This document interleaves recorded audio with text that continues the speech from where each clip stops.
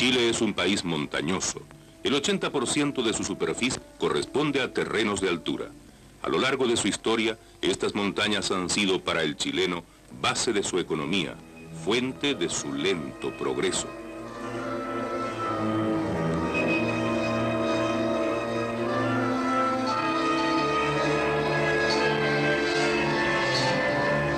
Infinidad de ricos minerales conforman la materia de las altas cumbres.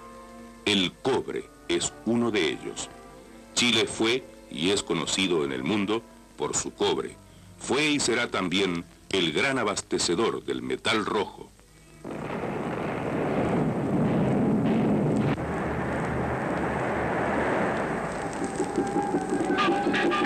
La extracción del cobre no ha sido fácil.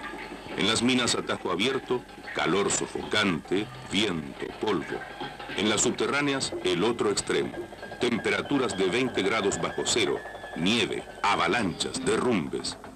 Pese a la creciente mecanización de las faenas, el hombre, el minero chileno, ha sido y es el principal motor de esta máquina gigantesca. Sin embargo, estos hombres y sus familias han conocido y vivido una historia negra. Recuérdense las pulperías. En vez de sueldo, mercaderías o alimentos que enriquecían aún más al pulpero, al pulpo, a la compañía. Y la silicosis o la prostitución. Calama, ciudad pequeña, tiene 300, 400 prostitutas. Y Rancagua, ¿cuántas?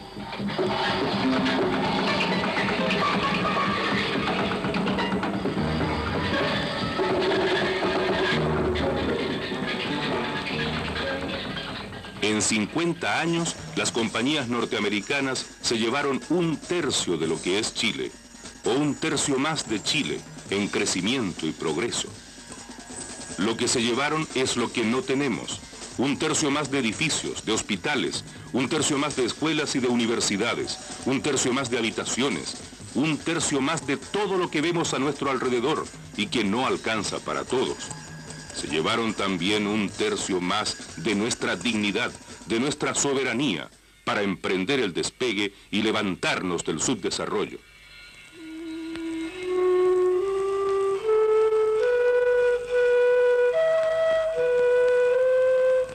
Potencialmente rico, Chile ha sido un país pobre, con un lento desarrollo. Muchos chilenos deben ganarse la vida en oficios marginales. La desocupación es un problema que se arrastra por generaciones.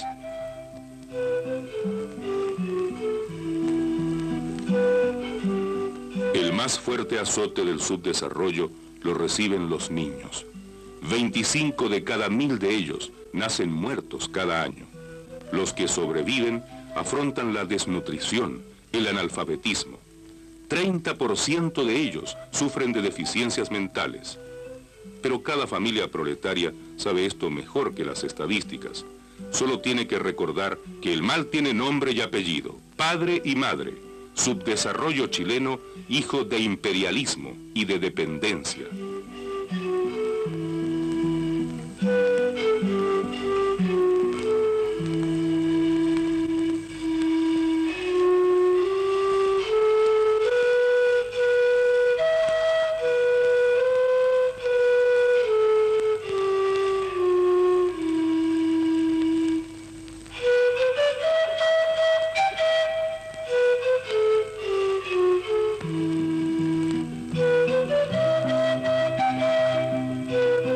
La estructura capitalista del poder crea una mayoría explotada por una minoría explotadora que ha permitido que existan en el país más de 300.000 desocupados y quién sabe cuántos más a medio trabajo, a medio comer, a medio morir.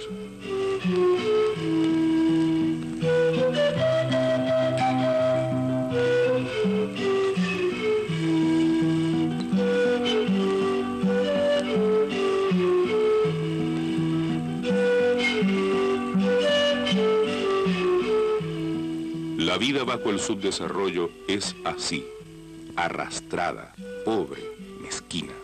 Su imagen destaca dolorosamente cuando el país es potencialmente rico y más aún cuando su riqueza básica, el cobre, ha ido cada vez más contribuyendo al bienestar y al progreso de otras naciones más ricas.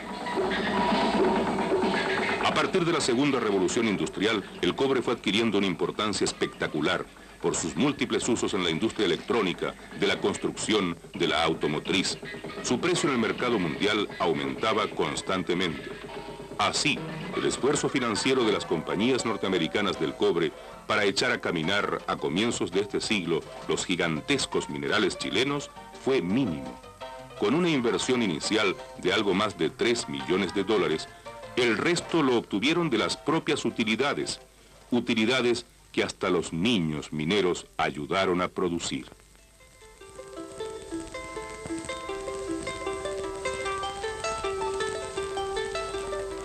Durante medio siglo estas compañías ejercitaron el chantaje, el soborno y el saqueo de nuestra economía, con la colaboración de la burguesía chilena entronizada en el poder.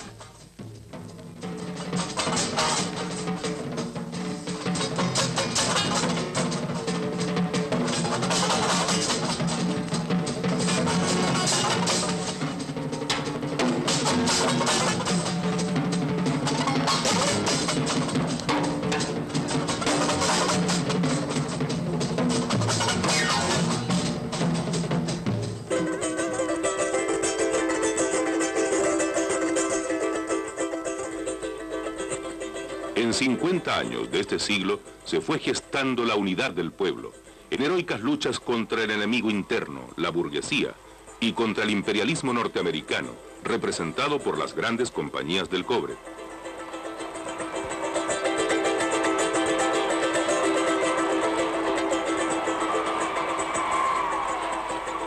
La violencia de los gobiernos reaccionarios se volcó sobre los partidos populares, que vieron sus propósitos reiteradamente desechados por la decisión democrática de una pseudo mayoría. Grandes marchas de obreros, campesinos y estudiantes, paros nacionales, huelgas impulsadas por reivindicaciones económicas, encontraron siempre como respuesta la represión armada de los gobiernos derechistas. Un lema era común en todas las manifestaciones: nacionalización.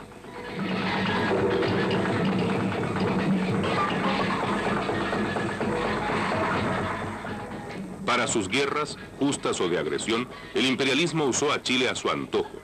En 1941 bajaron el precio del cobre chileno, mientras bonificaban el producido en ese país. Durante la guerra de Corea, vendieron el cobre chileno más bajo del precio real. Y para atacar a Vietnam, el cobre chileno fue vendido a la mitad del precio del mercado internacional.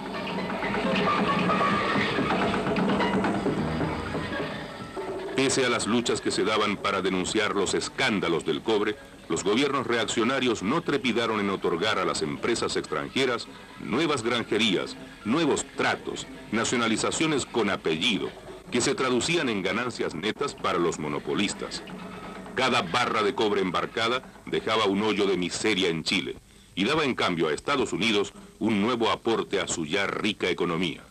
Se puede afirmar, el cobre chileno ayudó y está presente en cada manifestación del alto estándar de vida norteamericano, 10 veces mayor que el chileno.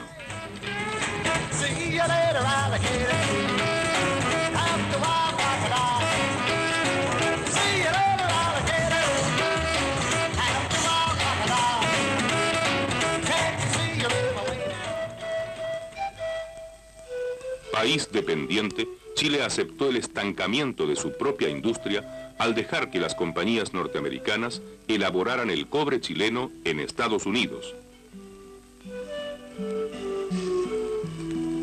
Los grupos económicos de la burguesía terrateniente, controlando en el país los medios de comunicación, los bancos, las industrias, el comercio, se alió naturalmente a las compañías extranjeras, encerrándose en su ocio productivo e ignorando la quemante realidad del resto de los chilenos.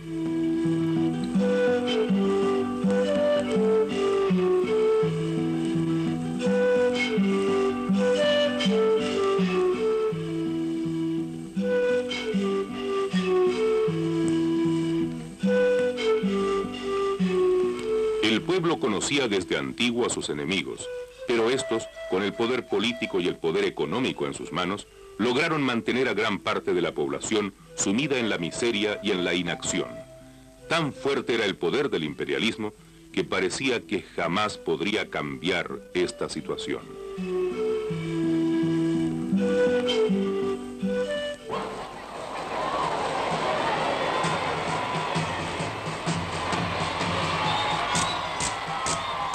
Llegó por fin el día que hoy vivimos, del triunfo del pueblo y su gobierno de unidad popular, el que planteó como medida de urgencia la recuperación de las riquezas básicas para garantizar integralmente la independencia económica y la plena soberanía. La nacionalización del cobre era la gran reivindicación nacional, la razón de existencia del movimiento popular. En la histórica Plaza de los Héroes de Rancagua, el 11 de julio de 1971, el presidente Allende proclamó esa fecha como el Día de la Dignidad Nacional. Los altos dirigentes del cobre encabezaron las columnas de mineros que con su presencia iban a respaldar a su presidente en el acto de anunciar lo que ya la ciudadanía toda había decidido.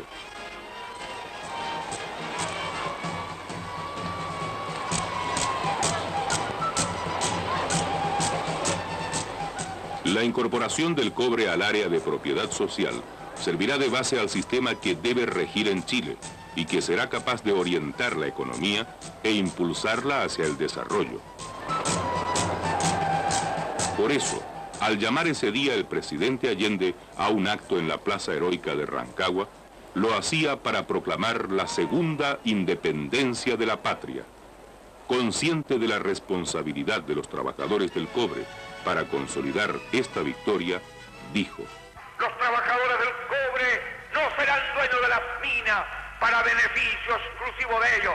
Son dueños de las minas en cuanto las minas le pertenecen al pueblo y los trabajadores del cobre forman parte del pueblo. Pero los trabajadores del cobre tienen que entender, lo saben y lo van a vivir, que el esfuerzo de ellos estará destinado a hacer posible que cambie la vida del niño, la mujer y el hombre de la tierra chilena, que el esfuerzo de ellos y el cobre estará destinado al progreso de la patria, que al sudar trabajando el fondo de la mina están haciendo por un Chile distinto, por una sociedad nueva, por el camino que abrimos hacia el socialismo.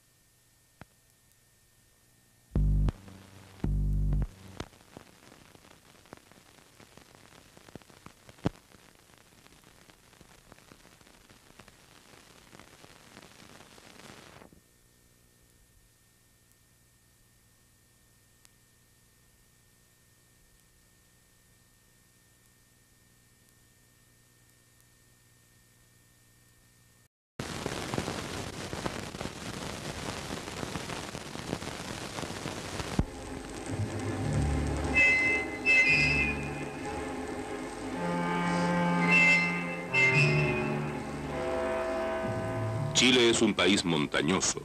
El 80% de su superficie corresponde a terrenos de altura. A lo largo de su historia, estas montañas han sido para el chileno base de su economía, fuente de su lento progreso.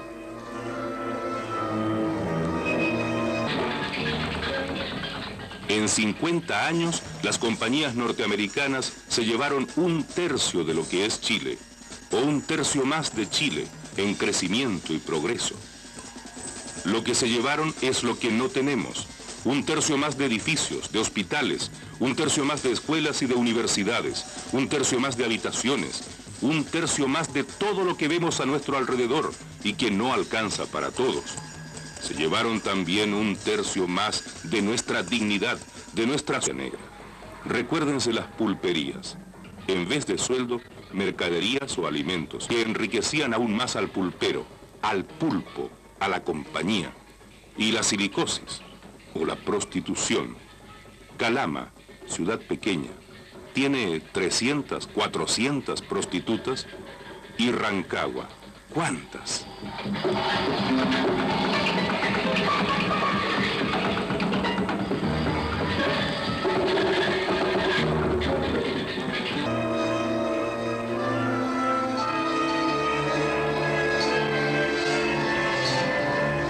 Infinidad de ricos minerales conforman la materia de las altas cumbres. El cobre es uno de ellos. Chile fue y es conocido en el mundo por su cobre. Fue y será también el gran abastecedor del metal rojo.